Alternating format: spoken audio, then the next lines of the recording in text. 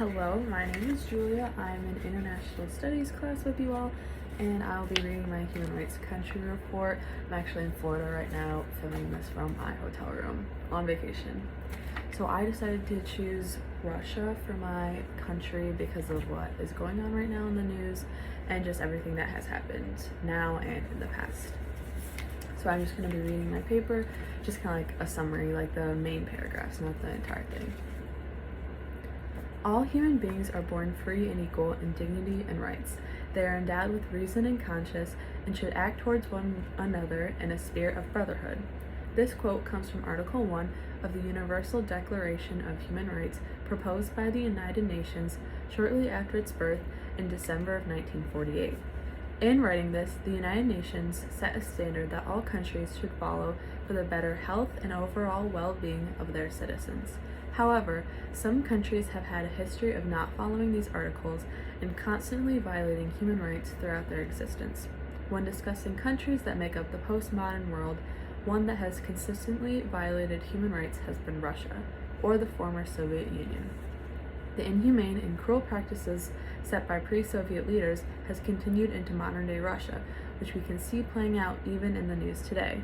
Russia has violated human rights because of its belief in the priority of the state over the people, and I will be examining many factors and characteristics of these violations throughout the paper. Modern-day Russia was born out of a civil war. The Bolsheviks, first led by Vladimir Lenin, overthrew the 300-year aristocracy of Tsar Nicholas II and the Romanov family dynasty. In order to gain and keep power over the Russian people, its military, and the economy,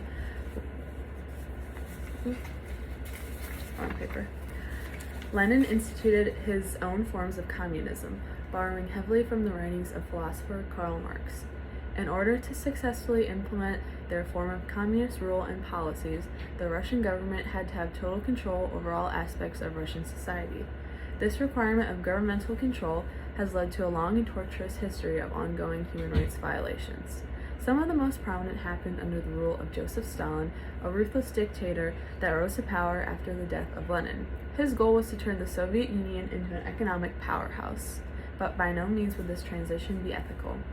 James Harris details the horrors of living in the Soviet Union in his review of the book Scorched Earth, Stalin's Reign of Terror. Some 20 years after the revolution, the Soviet Union was no workers' paradise. Millions of peasants had died in a man-made famine. Hundreds of thousands have been sent to the labor camps of the Gulag, and the better part of 1 million more were being subjected to summary execution, their bodies hastily dumped in mass graves. Stalin's grotesque tactics would put the Soviet Union in a place of world power even after his death. His governing vision and objectives would set the stage for a continuation of human rights violations up to the present day. There are a myriad of human rights violations that have been occurring in Russia after the dissolution of the Soviet Union in 1991, and that still continue with prominence to this day.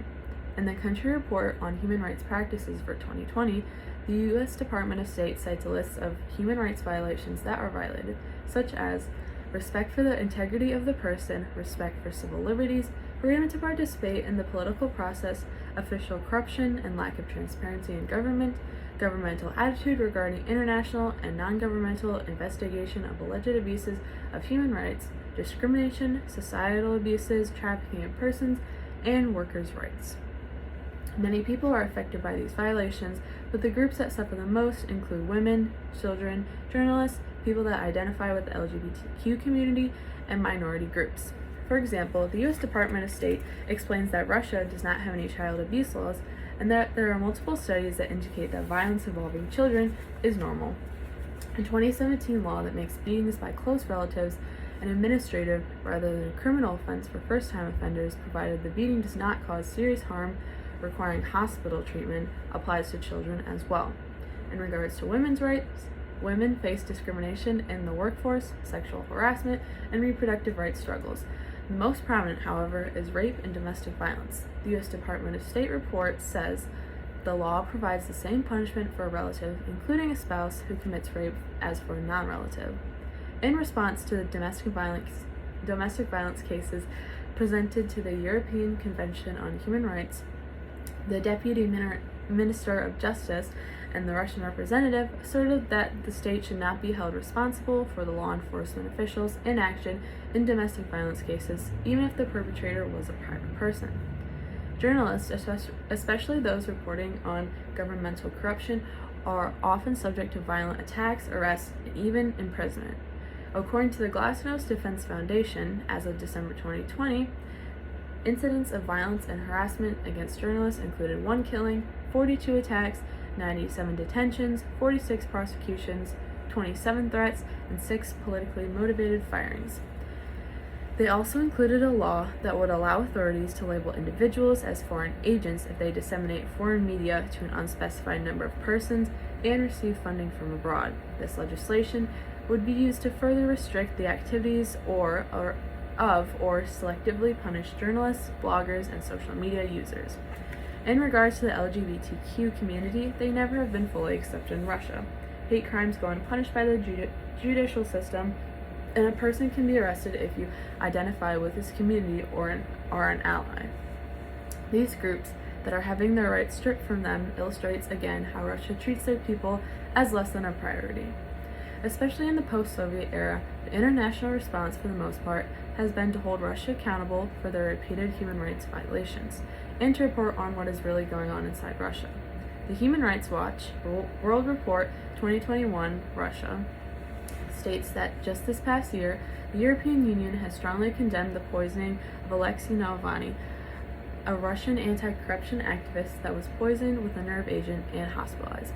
This was no doubt an attempt to silence him by the Russian government, and the United Nations also recognizes this. The European Union has also called on Russian authorities to immediately stop attacks on journalists and to investigate them as well. With the current situation in Ukraine, the international media has been covering the story ever since Russia declared war on Ukraine.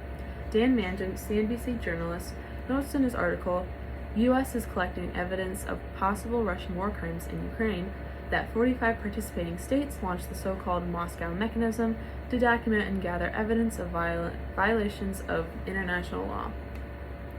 A report from that inquiry will be presented to the International Criminal Court and the International Court of Justice.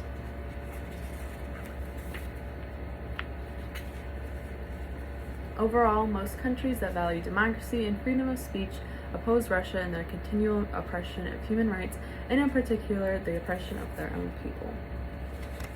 Many neighboring countries could combat these human rights violations happening every day in Russia by supporting NGOs such as Human Rights Watch, Amnesty International, and other organizations that report human rights abuses. Countries can provide avenues for asylum and relocation of refugees and affiliated groups that are being actively persecuted. Countries can also press for opening investigations into human rights abuses and continue to support the brave whistleblowers and activists in Russia.